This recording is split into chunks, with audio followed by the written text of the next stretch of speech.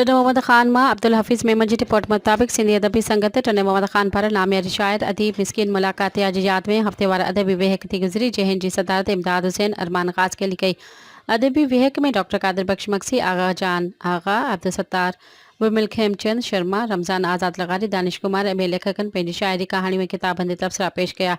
विहक दौरान ज़िले राब्ता सेक्रेटरी एजाज़ अली जसकाणी, गुल ख़ास केली, पीर माजिद जान सरहदी ऐं ॿियनि पारां तनक़ीदी हौसला अफ़ज़ाई राय ॾिना विया। इन इमदाद हुसैन अरमान ख़ास केली चयो त सिंधी अदबी संगत जूं वेहकूं सिखण ऐं सेखारण जे अमल खे वधाइनि थियूं ऐं अदबी सरगर्मियुनि जो हौसलो ॾियनि थियूं।